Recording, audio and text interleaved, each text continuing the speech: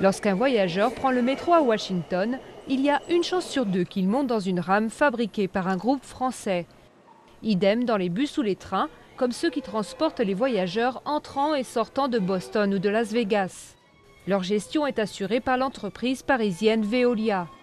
La plupart de ces rames sont fabriquées par Alstom, ici dans l'État de New York.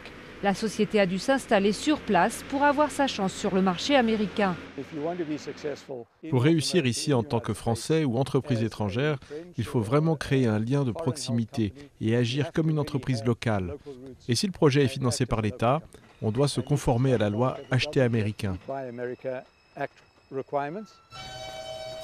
Selon cette loi, ces rames de métro, par exemple, doivent être entièrement assemblées sur place avec des pièces fabriquées aux USA.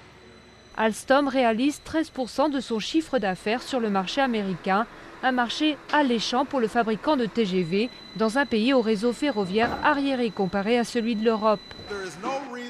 Il n'y a aucune raison que les autres pays puissent construire des trains à grande vitesse et pas nous. Alors c'est ce que nous allons faire ici à Tampa. Dans son plan de relance de l'économie, le gouvernement a prévu 8,5 millions de dollars pour développer le réseau ferroviaire rapide.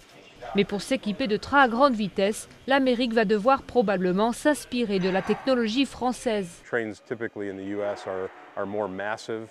Les trains américains sont plus gros. Cela fait 30 ans que les TGV fonctionnent en Europe. Si l'on importe ces technologies aux USA, il va falloir adapter toute notre infrastructure.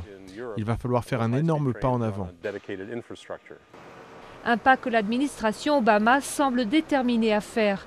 13 lignes à grande vitesse sont déjà prévues, comme par exemple entre Los Angeles et San Francisco.